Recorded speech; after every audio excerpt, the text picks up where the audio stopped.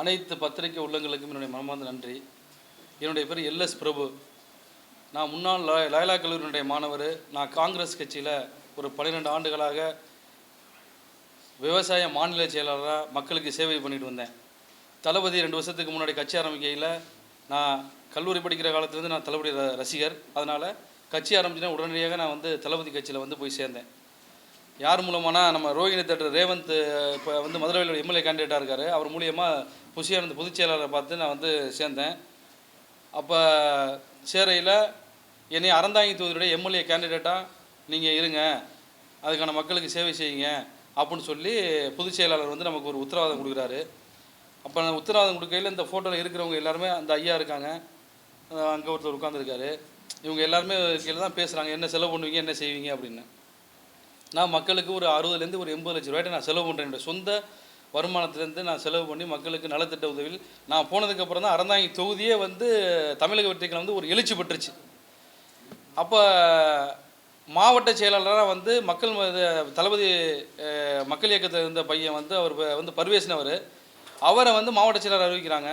என்னை இல்லாமல் அனுமதி இல்லாமல் நீ போய் பொதுச் செயலாளரை பார்த்துட்டு பண்ணிட்டேன் அப்படின்னு சொல்லிட்டு என்னை எந்த பொறுப்பும் போட விடாமல் நம்மளை ரொம்ப காலி பண்ணுற நோக்கத்திலே இருந்தாப்புல. ஆனால் மக்கள் செல்வாக்கு எனக்கு தான். அவர் புதுக்கோட்டை மாவட்டம், நான் அறந்தாங்கி தொகுதி. இது வரைக்கும் அவர் மாவட்ட செயலாளர் பர்வேஸ் ₹1 கூட அவர் சொந்த பணத்தில் அந்த மக்களுக்கு எதையும் செஞ்சுருக்க மாட்டார். ஒரு இறப்புக்கு தன்னுடைய வீட்டுக்கு போயிருக்க மாட்டார், எந்த பிரச்சனைக்கு போயிருக்க மாட்டார். ஒரு கல்யாணம்னா கட் அவுட் வைக்கணும், ஃபோக்கஸ் பண்ணணும், இப்படிங்கிற சிந்தனை மட்டும் தான் இருந்துச்சு. நான் மாற்று அரசியல் வரணும், தளபதியினுடைய ரசிகனாக இருந்து நம்ம உண்மையாக உழைக்கணும் அப்படின்னு சொல்லிட்டு தொகுதி மத்தியத்தில் என் பேர் தான் உத்தேச பட்டியலையும் வேட்பாளர் பட்டியலையும் வந்துச்சு.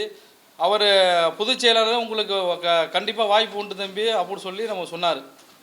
ஆனால் பர்வேஸ் என்ன பண்ணுறாரு, நான் இப்போ ஒரு ரீசெண்டாக ஒரு 10 நாளைக்கு முன்னாடி ஒரு அறிக்கை விட்டேன். என்ன அறிக்கை விட்டேன் அப்படின்னா, என்னுடைய சொந்த வருமானத்தின் என்னை வேட்பாளராக தளபதி அறிவித்தால் என்னுடைய சொந்த பணத்தில் தாய் தகப்பனை இழந்த பெண் குழந்தைகளுக்கு 2.5 சென்ட் இடம் 25 பேருக்கு ஆண்டுக்கு நான் கொடுப்பேன் அப்படின்னு சொல்லி ஒரு 8 திட்டங்கள் அறிவிச்சிருந்தேன்.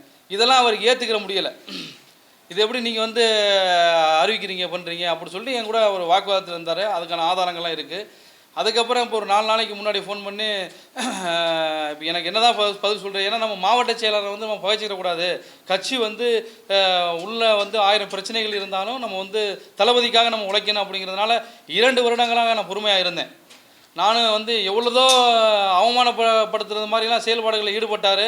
அதெல்லாம் பொறுத்துக்கிட்டு இருந்தேன். இவர் ஒன்றிய செயலாளர்களை விட்டு அவர் ஃபோட்டோவை போடாத, இவர் ஃபோட்டோவை போடாத அப்படிங்கிற மாதிரி இவர் நம்மளை ரொம்ப இது பண்ணார். ஆனால் நமக்கு தளபதிக்காக ஒரே ஒரு பேருக்காக மட்டும் எந்த தவறான விஷயத்தில் நம்ம ஈடுபடாமல் கட்சிக்காக நம்ம இருந்தோம். இப்போ லாஸ்ட் நினச்சா அவர் நிற்கிறது புதுக்கோட்டை தொகுதின்னு தான் அவர் விருப்ப மனு கொடுத்துருந்தாப்புல. இப்போ நம்ம நம்மளை விடக்கூடாது அப்படிங்கிற நோக்கத்தில் 4 நாளைக்கு முன்னாடி ஃபோன் பண்ணி வேறு தொகுதிக்கு செலவு பண்ணுன்னு உங்களால் பண்ண முடியுமா, செய்ய முடியுமா அப்படின்னு. இப்போ ரீசெண்டாக சாட்டை துரைமுருகன் கூட அவர் நான் பேட்டிகளோட பார்த்தேன், ஏதோ 2 கோடி ரூபா பணம்லாம் கேட்டான் அப்படின்னு.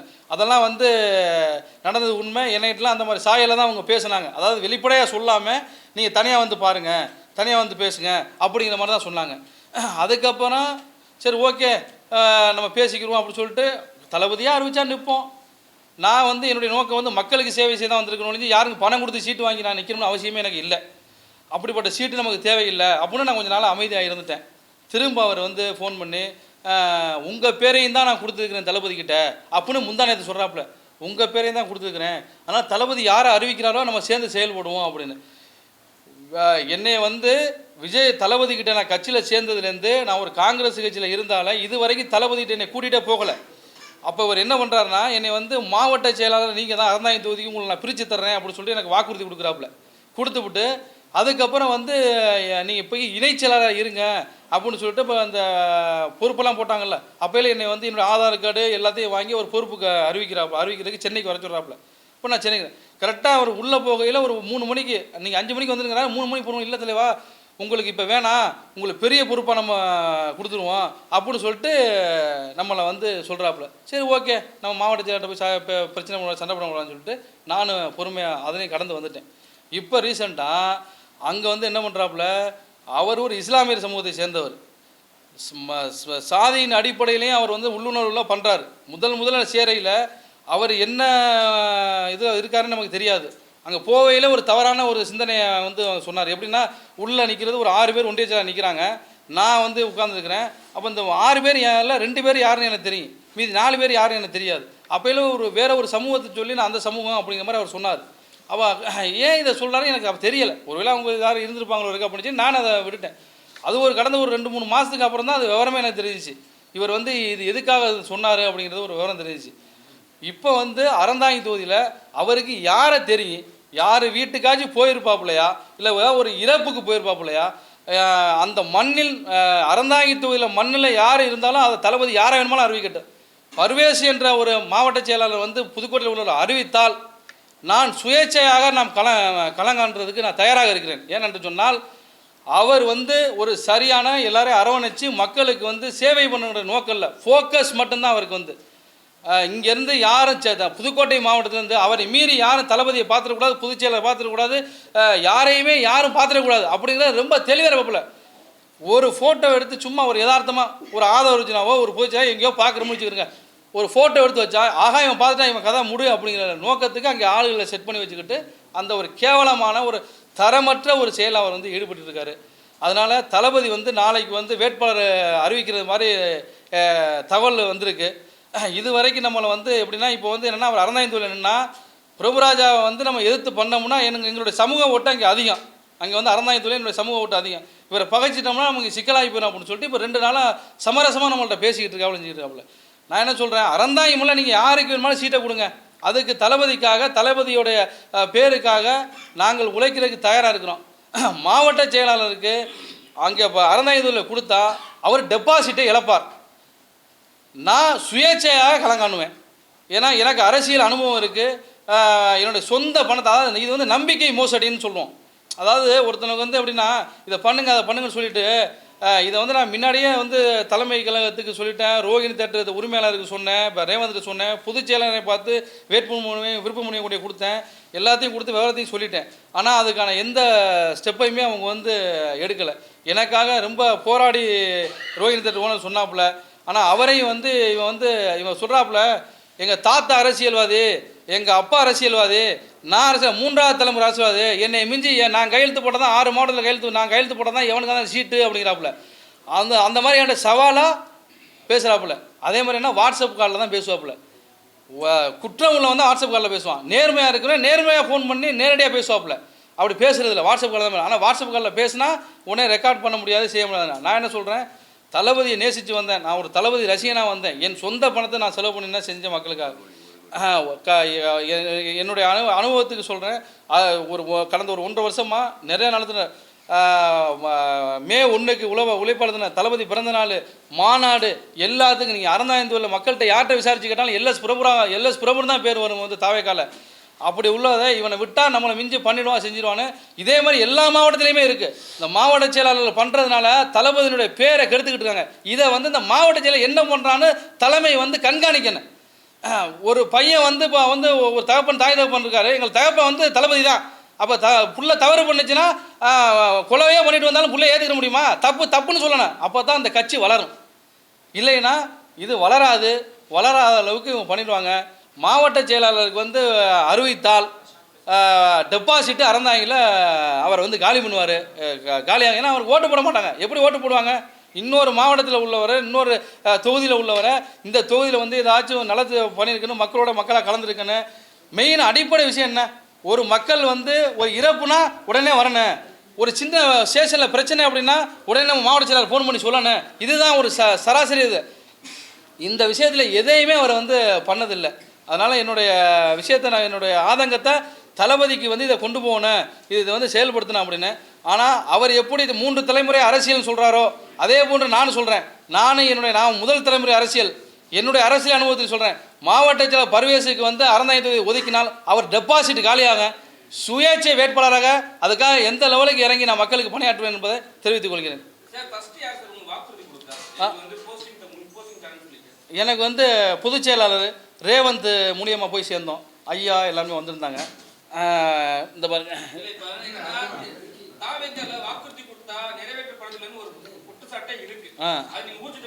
ஆமாம் ஊர்ஜிதப்படுத்துகிறேன்.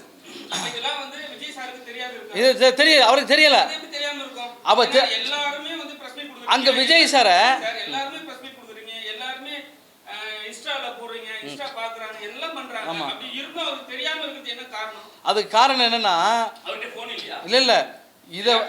இல்ல இல்ல அவர் என்ன இந்த விஷயத்தை அங்க கொண்டே போகாத அளவுக்கு தடை பண்றாங்க. ஒன்று. ரெண்டாவது, பிரச்சனைகள் எல்லா தொகுதியிலும் இருக்கு. பிரச்சனை ஒன்று, தம்பி வாங்க, என்னப்பா உனக்கு பிரச்சனை, உனக்கு என்ன பிரச்சனை தம்பி, நீ இந்த விஷயத்தை பண்ண முடியுமா, செய்ய முடியும், உனக்கு அடுத்த வாய்ப்பு தரேன், இல்லை உனக்கு இந்த வாய்ப்பை நான் தர்றேன், பொறுமையாயிரு, நம்ம கட்சி வரலாம் அப்படிங்கிறதுக்கான அந்த அனுபவமே யார்ட்டையுமே இல்லை. தான் முடிச்சது தான் இதுனா. அப்போ என்ன பண்ணியிருக்கேன், நான் ஒரு காங்கிரஸ்லேருந்து வந்தாலும் நாங்கள் இப்படி தான் இருப்போம் அப்படின்னு சொல்லி தான் நீ ஏன் என்னை வந்து இந்த கட்சிகளை சேர்க்குற, அப்போ நீ என்னை வந்து ஒதுக்கி விட்டுக்கலாம்ல. அவங்க கட்சியில இருந்து அவங்க வந்து மன்றத்துல இருந்தவங்க தான் ஃபர்ஸ்ட் வந்து முன்னெடுத்து போறேன்னு சொன்னாங்க. இப்போ மாட்டு கட்சியில நீங்க வந்திருக்கீங்க, நீங்க வந்து காசு செலவு பண்றேன்றீங்க, தவறு கிடையாது, மக்களுக்காக சேவை செய்யறேன்றீங்க. ஆனா இருந்தாலும் வந்து காங்கிரஸ்ல இருந்து வந்தவங்களுக்கு முன்னுரிமை கொடுக்கிறது வந்து எதுக்கு செயல்படும் சார்? காங்கிரஸ்ல இருந்து முன்னுரிமை எனக்கு கொடுக்கணும்னு சொல்ல, அறந்தாங்கி மக்களுக்கு நான் அறந்தாங்கி மண்ணின் மைந்தான், என்னை போன்று அறந்தாங்கி மண்ணில் இருக்கிறவனுக்கு வாய்ப்பு கொடு.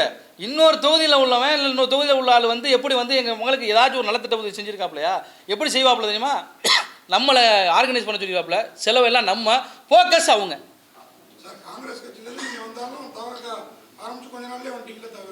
ஆரம்பிச்ச அடுத்த நிமிஷமே நம்ம வந்துட்டோம்.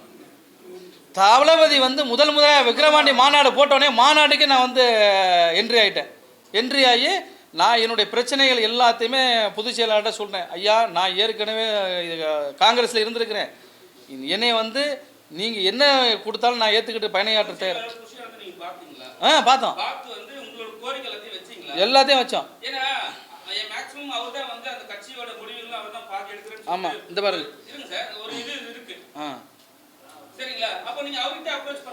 அவர்கிட்ட அப்ரோச் பண்ணியாச்சு. ஆனால் வந்து மௌனமாக இருந்தாலும் நான் பார்க்குறேன் அப்படின்னு சொல்லி சொன்னார். ஆமாம் ஆமாம்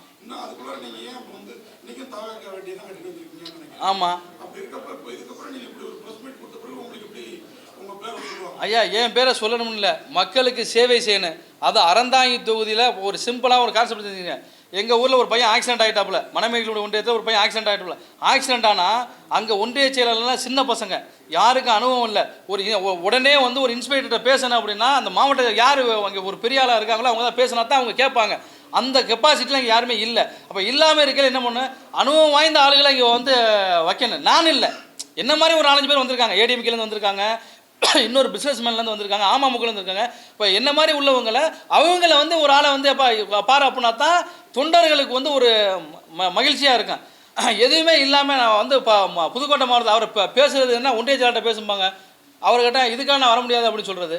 எத்தனையோ இறப்பு நடந்துரு, ஆரம்பித்து 2 வருஷம் ஆச்சு, 325 நாள் 325 நாள் 2 வருஷம் ஆச்சு. ஒரு இறப்புக்கு வந்துருப்பாரா அதான் தொகுதியில்?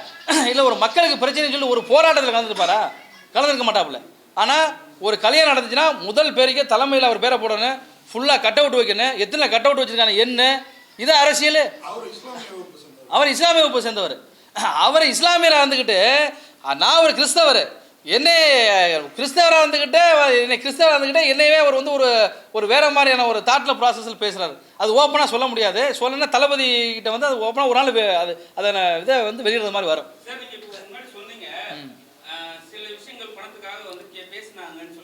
ஆனா வெளிப்படையா விளம்பரம் சொன்னாங்க, 5 கோடி கேக்குறாங்க, 2 கோடி செலவு பண்ணும், அதுக்கப்புறம் 6 கோடி வந்து செலவு பண்ணுன்னு சொல்லிட்டு இருக்கு. சரிங்களா? அதெல்லாம் உண்மையா? உண்மைதான். இங்க பாருங்க ஐயா, இந்த பாருங்க, நான் வந்து பொதுச் செயலாளர்கிட்ட எல்லாருக்குமே வந்து என்னுடைய ப்ரொஃபைலு எல்லாமே கேட்டு எவ்வளவு செலவு பண்ணுவேன் அப்படின்னு கேட்டாங்க. 12லேருந்து 15 கோடி ரூபா வரைக்கும் என்னால் செலவு பண்ண முடியும் அப்படின்னு சொல்லி கொடுத்துட்டேன். அது ஒரிஜினல் அவருக்கு நான் வந்து அனுப்பிச்சிட்டேன். இந்த பாருங்க, என்னுடைய சொந்த இது ப்ரொஃபைலு போட்டு அதுக்கப்புறம் இந்த பாருங்கள் லாஸ்ட்டில் தேர்தல் செலவு என்ன அப்படின்னு சொல்லி போட்டிருப்பேன். இது வந்து நான் வந்து போட்டேன். செலவு பண்ணுறது செலவு பண்ணாதது தளபதியோட இதில் நம்ம வந்து பண்ணுறோம்னு வச்சுக்கல.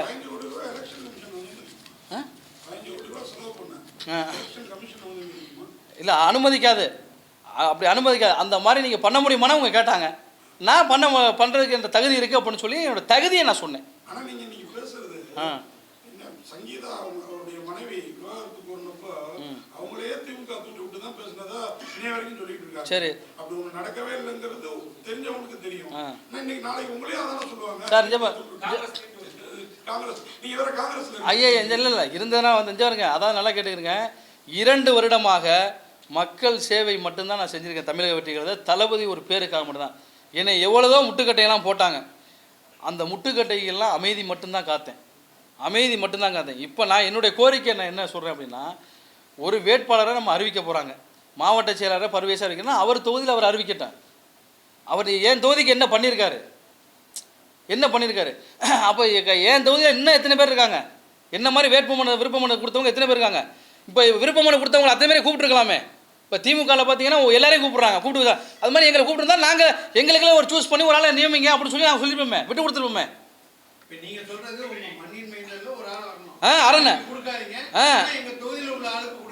எங்கள் தொகுதியில் உள்ள ஆளுக்கு கொடுக்கணும்.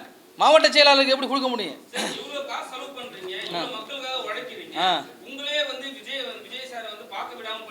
ஆமா,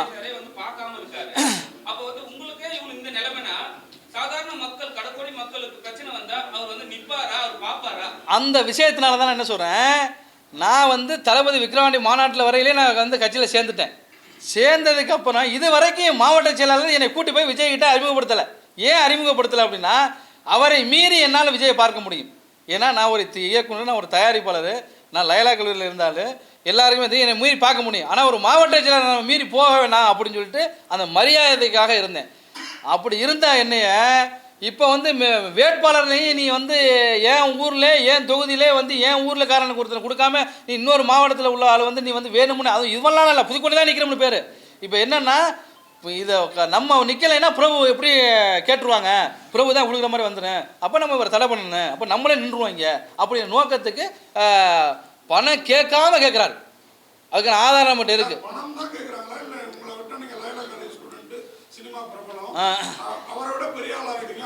ரெண்டு விஷயம் இருக்கு. அதில் ரெண்டு விஷயம் இருக்கு. அதாவது எப்படின்னா, அவங்க வந்து இன்னொரு தொகுதிக்கு நீங்கள் செலவு பண்ணணும் அப்படின்னா இன்னொரு தொகுதிக்கு நான் எதுக்கு செலவு பண்ணணும்?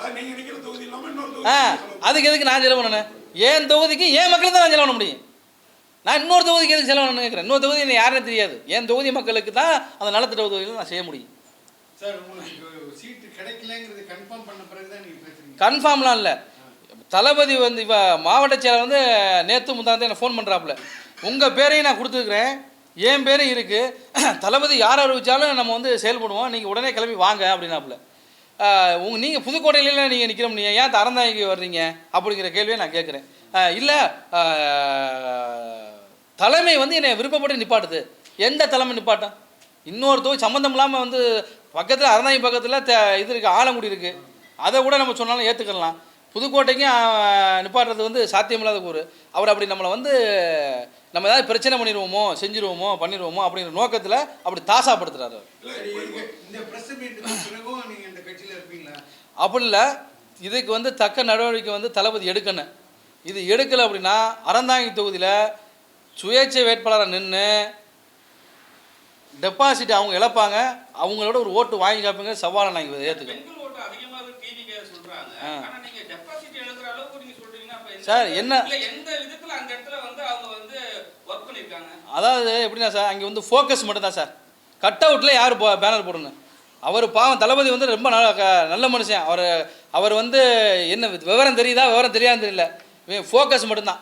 வேறு எங்கேயாச்சும் வந்து போராட்டம், எங்கேயாச்சும் பொதுக்கூட்டம் அறந்தாங்க சொல்லி இது வரைக்கும் எங்கேயுமே ஒரு பொதுக்கூட்டம் நடத்தினா இது பண்ணோம்னு வரலாறே இல்லை.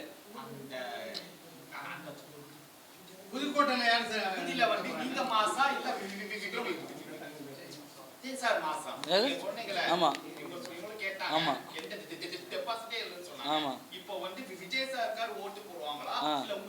சார், என்னதான் விஜய் சாருக்காக ஓட்டு போட்டாலும் சொந்த மண்ணில் யார் நிற்கிறாங்களோ அவங்களையும் பார்த்து தான் ஓட்டு போடுவாங்க. என்னைக்குமே தெரிஞ்சுக்கிறங்க, ஒரு மாடால் ஓடி ஜெயிக்க முடியாது, இரட்டை மாடு தான் வண்டி ஓடி ஜெயிக்க முடியும் போது தளபதிக்காக ஆமாம்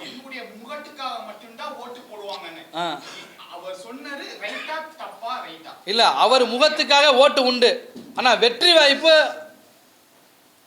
சாத்தியக்கூறு இல்லை. வெற்றி வாய்ப்பு சாத்தியக்கூறு இல்லை. சார் இப்படி இருக்குமா சார்?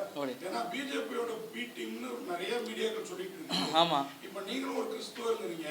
விஜய் ஏற்கனவே கிறிஸ்துவர். ஆமா. நாளைக்கு ஒருவேளை எலெக்ஷன் கொஞ்சம் இழுபறியா முன்ன இவங்களுக்கு 50 சீட் அவங்களுக்கு 100 சீட் இவங்களுக்கு 50 சீட்னு வந்ததுன்னா நாளைக்கு கூட்டணி அமைக்கிறப்ப பிஜேபி தான் பிரதானமா இருக்கும்னு வச்சுக்கோங்க.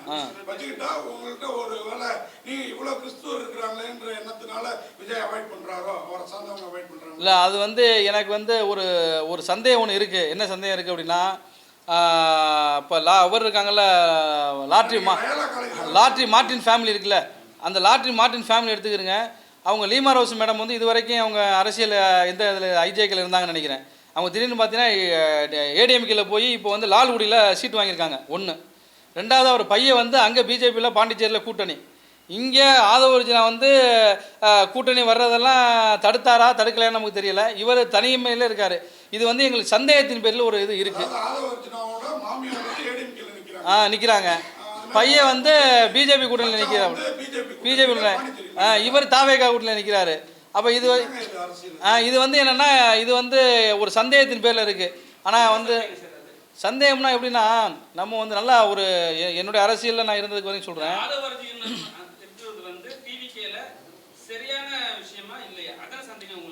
ஆமாம். அதாவது எப்படின்னா சார், இங்கே வந்து தமிழ்நாடு வந்து ஜாதியால் வந்து மக்கள் வந்து இருக்கிறாங்க, எல்லாருமே இருக்கிறாங்க, மதத்தால் இருக்கிறாங்க. இங்கே வந்து தமிழ் தேசியமா திராவிடமா அப்படின்னு ஒரு 2 போர் நடந்துக்கிட்டு இருக்கு. அப்படிங்கிறப்போ வந்து எல்லாருக்குமே தெரியும், தனித்து நின்னா நம்ம ஜெயிக்க முடியாதுங்கிறது ஒரு சராசரி ஒரு பையனு கூட நமக்கு தெரியும். ஆனால் தனித்து தளபதி நிற்கிறாரு, யாரும் கூட்டணிக்கு சேரலை. அப்போ தனித்து நிற்கையில் ஒவ்வொரு மாவட்ட செயலாளர் என்ன செயல்பாடுகள் இருக்கிறாங்க, தலைமை கழகத்தில் என்ன செயல்பாடு இருக்குன்னு தளபதி வந்து வாட்ச் பண்ணணும். இது தளபதிக்கு தெரியுமா தெரியாதுன்னு நான் என்னால் சொல்ல, அவருக்கு அட்வைஸ் பண்ணுற அளவுக்கு எனக்கு இது இல்லை. பட் ஆனால் தளபதிக்கு நான் பர்சனலாக சொல்ல வேண்டியது என்னென்னு அப்படின்னா, உங்கள் பேரை எப்படி சொல்கிறது, உங்கள் பேரை வந்து கெடுக்கிறதுக்கான வேலைகளை பார்த்துடக்கூடாது யார், அதை நீங்கள் கண்காணிக்கணும் அப்படிங்கிறது என்னுடைய பணிவான வேண்டுகோள்.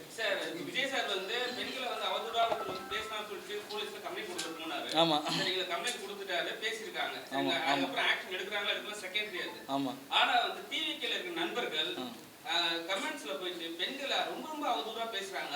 அதெல்லாம் ஏன் கண்டிக்க மாட்டீங்க? நீங்களும் ஒரு பொறுப்பாளரா இருக்கீங்க, மத்தவங்க எல்லாம் பொறுப்பாளரா இருக்காங்க.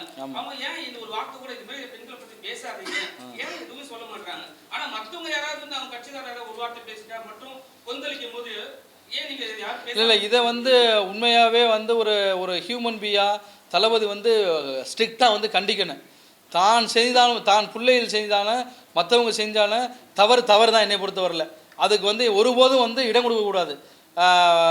இப்போ வந்து வேறு யார், ஒரு எக்ஸாம்பிளுக்கு தமிழக வெற்றி கழகத்தில் உள்ள பொண்ணை வந்து வேறு யார் பேசினாலும் சரி, இல்லை வேறு ஒருத்தங்க கட்சியில் இருக்கிறவங்க வேறு இதில் உள்ளவங்களை வந்து தமிழக வெற்றி கழகத்தில் பேசினாலும் அதுக்கு வந்து எந்த தலைவர்களுமே அதுக்கு வந்து இடம் கொடுக்கக்கூடாது. அப்படிதான்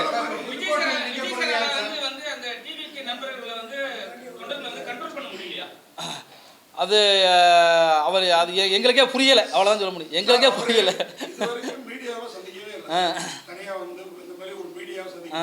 அதே மாதிரி இப்போ உங்களை மாதிரி நிர்வாகிகள் ஏற்கனவே சவுத் சைட்ல இருந்து ஒரு லேடி நான் செலவு பண்ண எனக்கு சீட் கொடுக்கணும் காரெல்லாம் மறிச்சு ஒரு வீட்டு வாசல்ல. ஆமா ஆமா. இப்போ உங்களை மாதிரி நிர்வாகிகளையும் சந்திக்கல. நாளைக்கு இவர் ஒருவேளை எலெக்ட் ஆகி வந்தாருன்னா மக்களை சந்திப்பாரா? ஏன்னா நமக்கு முன்னாடி அனுபவம் இருக்கு. ஆமா. இதே மாதிரி சினிமாவில் நட்சத்திரமா வந்தவங்க அதுக்கப்புறம் பத்திரிகையை சந்திக்கிறது இல்லை, மக்களை சந்திக்கிறது இல்லைங்கிற முதல்வர்களையும் நம்ம பார்த்தோம். திருப்பியும் அந்த மாதிரி தமிழகம் தள்ளப்படுமோ?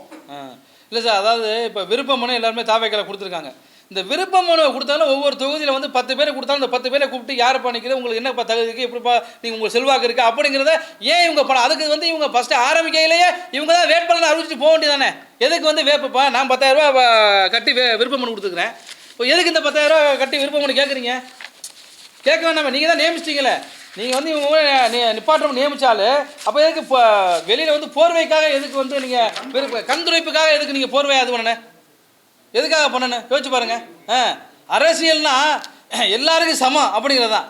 ஒரு கண்துடைப்புக்காக வந்து விருப்பமனு கொடுங்க அப்படின்னு சொல்லிவிட்டு வேட்பாளர் அறிக்கையில் அவங்களே செலக்ட் பண்ணி அவங்கள மட்டும் விருப்பமனு எடுக்கிறதுக்கு ஏன் எல்லாரையும் கட்ட சொல்கிறீங்க? ஆல்ரெடி அவங்களே செலக்ட் பண்ணி நீங்கள் பேமெண்ட் கட்ட சொல்ல வேண்டியதானே. அதுதான் தெரியல. சார் தாவேக்கால இருந்து பேசுறவங்க வெளியே போறவங்க அவங்க வந்து சப்போர்ட் பண்ணி பேசிட்ட பிறகு அகைன்ஸ்டா இது மாதிரி ஒரு விஷயம் ஒருத்தர் வந்து பேசுறாங்க அகைன்ஸ்டா என்னன்னா அவங்க பண்ற தப்பெல்லாம் வந்து சுட்டி காட்டும் போது தாவேக்கா நண்பர்கள் அவங்க ரசிகர்கள் எல்லாருமே வந்து பேரன்றாங்க. நீங்க பாத்துருப்பீங்க. ஆமா ஆமா நிறைய பெண்கள் கூட வெளியே வந்தவங்க அவங்கள வந்து அவதூறா பேசுறது. இப்போ உங்களுக்காக பேசினா நீங்க என்ன பதில் கொடுப்பீங்க? என்னைய பேசினா என்னை பேசுறதுக்கு போறதுக்கு தயார். நான் என் சொந்த வருமானத்தில் என் சொந்த காசை செலவு பண்ணுறீங்க. எவனும் என்னை விமர்சனம் பண்ணுறதுக்கு யாருக்கும் அதிகாரம் இல்லை. விமர்சனம் பண்ணணும், நான் தவறு செய்தாலும் விமர்சனம் பண்ணணும். அவங்க விமர்சனம் பண்ண மாட்டாங்க, வீட்டில் இருக்கிற பெண்கள் விமர்சனம் பண்ணுறாங்க. அதாவது வேலை இல்லாதவன் வெட்டி பையன் தான் விமர்சனம் பண்ணுவான். அதை வந்து எங்கள் தளபதி தான் பார்த்து சரி பண்ணணும். அதாவது சின்ன பசங்களை வந்து ஒவ்வொரு அதுதான் அனுபவமே சிறந்த ஆசான்னு சொல்லியிருக்காங்க. அனுபவமான ஆளுகளை ஒரு மாவட்ட செயலாளர் போட்டாலும் அவருக்கு பின்னாடி ஒரு 5 பேர் அனுபவமான ஆளுகளை போட்டு இவன் இப்படி பேசுகிறான் அப்படின்னா அதை வந்து உடனே பேசக்கூடாது பண்ணக்கூடாதுன்னு சொல்லிட்டு அதுக்கான டீமை போட்டு குழுவை போட்டு பண்ணணும். அப்புறம் இன்னொரு விஷயம் என்ன அப்படின்னா, இது மெயினான ஒரு விஷயத்தை நான் சொல்கிறேன். இதுக்காக என்ன நடந்தாலும் பிரச்சனை இல்லை. சில நாட்களுக்கு முன்பு தளபதி ஒரு அறிக்கை ஒன்று விட்டார். என்னென்னா தேர்தல் குறிப்பீட்டுக்கு வந்து அறிக்கை விட்டார். அதில் வந்து எங்கள் மாவட்ட செயலர் பர்வேஸுடைய பேரும் இருந்துச்சு. அது மாதிரி அவருக்கு டிகே பிரபு அவருடைய பேர் இருந்துச்சு, காரைக்குடி டிகே பிரபுன்னு. அவங்களுக்குலாம் என்னங்க அனுபவம் தெரியும்? தேர்தல் அறிக்கைக்கு மக்களுக்கு செய்கிற திட்டங்களுக்கு அவருக்கு என்ன அனுபவம் தெரியும்? அவருடைய வயசு என்ன, அவருடைய அனுபவம் என்ன? ஒரு ஐஏஎஸை போடணும், ஒரு முன்னாள் நீதிபதியை போட்டிருக்கலாம், ஒரு முன்னாள் ஐபிஎஸ்சியை போட்டிருக்கலாம், இல்லை முன்னாள் அமைச்சராக இருந்தவங்க அனுபவம் உள்ளவங்களை போட்டால் மக்களுக்கு என்ன, அன்றாட மக்களுக்கு ஒரு சராசரி மனுஷனுக்கு குடிசையில் வாழ்வங்களுக்கு என்ன தேவை, விவசாய மக்களுக்கு என்ன தேவை, மீனவர்களுக்கு என்ன தேவைன்னு அவங்களுக்கு தெரியும். இந்த தேர்தல் அறிக்கையில் அவர் எங்கள் மாவட்ட செயலரில் என்ன அனுபவம் தெரியுது? இதுதான் சந்தேகத்தின் பேரில் எங்களுக்குலாம் எழ ஆரம்பிக்குது. சீட்டு இல்லை, அப்படித்தான். நான் வந்து மக்களுக்கு தான் கொடுக்கணும், மக்களுக்கு தான் செலவு பண்ணணும். நான் எவனும் சீட்டு கொடுத்தா நான் சீட்டு வாங்க முடியாது அவசியம் இல்லை. அதுக்கு ஏங்க நான் வந்து ஒரு சீட்டு 2 கோடி ரூபா கொடுத்து நான் வாங்குறதுக்கு அந்த 2 கோடி ரூபாய் மக்களுக்கு செலவு பண்ணி சுயேட்சா நின்று போயிடுவேனே.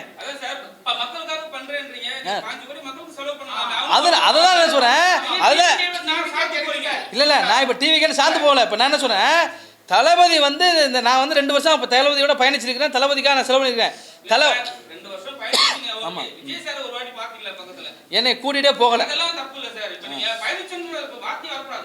இல்லை இல்லை, தளபதியோட வார்த்தைக்காக மக்களுக்கு சேவை பண்ணி பயணிச்சுக்கிட்டு இருக்கிறோம். மக்களுக்கு சேவை பண்ணி பயணிச்சுக்கிட்டு இருக்கிறோம்.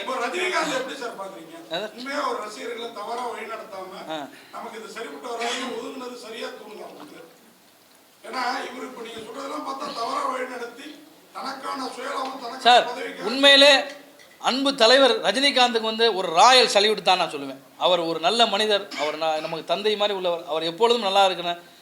அதுக்கப்புறம் நான் விமர்சனம் பண்ண இது இல்லை. கடைசி ஒரு கேள்வி சார், புதுக்கோட்டையில யார் நிக்க வைக்கிறாங்க, அதுக்கு ஏன் உங்க தொகுதியில அவர் மாறல? அதாவது புதுக்கோட்டையில் அதாவது அவர் நிர்வாகிகள்லாம் போட்டிருக்காப்புல. அந்த நிர்வாகிகள்லாம் எப்படி போட்டிருக்காப்புலன்னா, அப்பா வந்து முன்னாள் ஏடிஎம்கேனுடைய வர்த்தக இணை செயலாளர் இருக்காரு.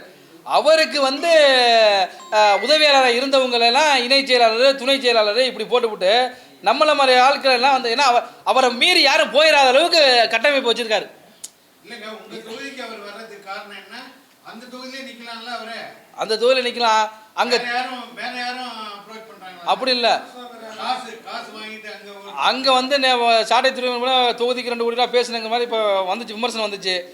இப்போ என்கிட்ட வந்து இப்போ நான் கொடுக்க முடியாதுன்னு சொல்லிட்டேன். நான் இன்னொரு தொகுதியெலாம் செலவு பண்ண முடியாதுன்னு சொல்லிட்டேன். அதனால இங்கே புறவு வந்து விட்டோம்னா இப்போ இன்னொரு விஷயம் என்னன்னா, அவரை தவிர வேறு யாரும் ஜெயிக்கக்கூடாதுன்னு முதல்ல இருக்காப்புல.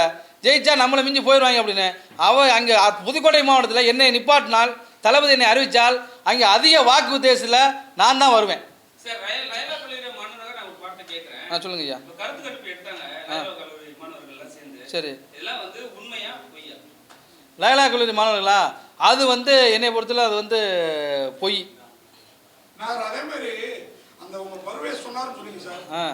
புதுக்கோட்டையில் உலகநாதன் ஒருத்தன் வந்திருக்கு.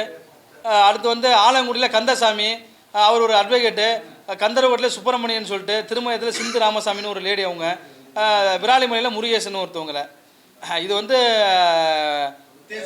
உத்தேசப்பட்டியலில் இது பண்ணியிருக்காங்க.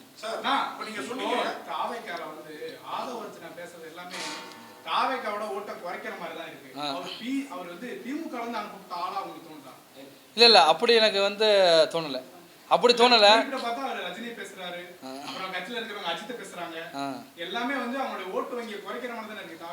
இல்லை அவரை பற்றி விமர்சனம் பண்ணுறதுக்கு எனக்கு எதுவும் இல்லை. ரஜினிகாந்த் சாரை பற்றிலாம் அப்படி பேசிக்க கூடாது. அவர் எங்கேயோ இருக்கார், பேசுகிறத பேசக்கூடாது. ஆமாம் ஆமாம் ஆமாம் ஆமாம். ஏடிஎம்கேல மாவட்ட வர்த்தக இணைச் செயலராக அவர் தந்தை இருந்தார். அதுக்கப்புறம் வந்து இப்போ அண்ணன் வந்து இப்போ மாணவரணி மாவட்ட செயலாளர் ஏதோ இருக்காப்புல, ஏடிஎம்கேல இருக்காப்புல. அவர் வந்து நம்மள்ட்ட சொல்கிறாப்புல, அதாவது வயசை மீறி அவர் என்ன பண்ணுறா, வயசுக்கு மீறின பேச்சு அவருக்கு. நம்ம இது வரைக்கும் வந்து தலைவரே தலைவரே அப்படின்னா தளபதிக்காக தான் தலைவர். அப்போ தளபதி தலைவர்னா இவரையும் தலைவர்னு கூப்பிடணும் அப்படிங்கிற ஒரு ஃபோக்கஸ் தான் அவருக்கு. நான் என்ன சொல்கிறேன், ஒரு நல்ல மனிதர்களை, எல்லா மக்களையும் அனுசரிக்கக்கூடிய மக்களை, மனதார மக்களுக்கு சேவை பண்ணக்கூடிய ஆட்களை மட்டும்தான் மாவட்ட செயலாளராக போடணும் அப்படிங்கிறது. இப்போ வேட்பாளராக அறந்தாங்கி தொகுதியில் அவரை நிப்பாட்டினாங்கன்னா அவர் டெபாசிட்டு காலி ஆவார். அதில் இருக்கு. இது வரைக்கும் நான் தான் வந்துக்கிட்டு இருந்தேன். இப்போ வந்து அவர் வர்றாப்புல. அவர் இப்போ உத்தேசப்பட்டியல்னா இன்னும் இப்போ நேற்று இன்னைக்கு.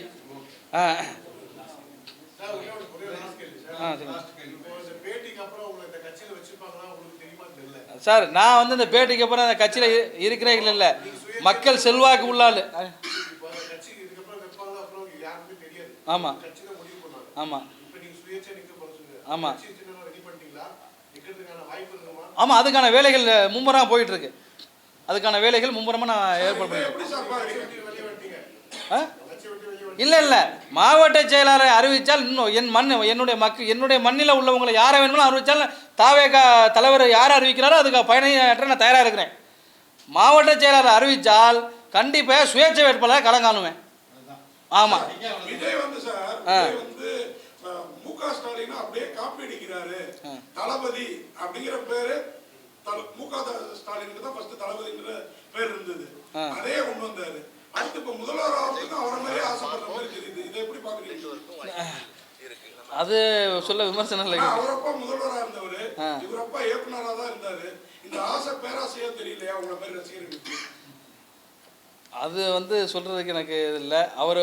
அவர் முதல்வராக இருக்கணும்னு அவர் நிறைய பேர் தூண்டி விட்டுட்ருக்காங்க. அது எங்கே போய் முடியும்னு தெரியல. இல்லை அதுக்கு இல்லை, அது விமர்சனம் இல்லை. அது நான் சொல்ல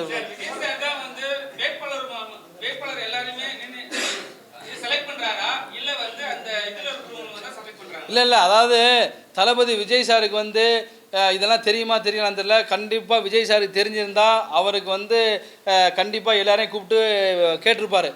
அவங்க வந்து ஆல்ரெடி நியமிச்சிட்டாங்க, என்னையை நியமிச்சிட்டாங்க. என்னையை நியமிச்சுட்டு தான் நான் உத்தேசப்பட்டியெல்லாம் நான் வந்து சத்யம் டிவிலாம் நான் எல்லாத்தையும் நான் தான் வர்றேன், முதல்ல வர்றேன்.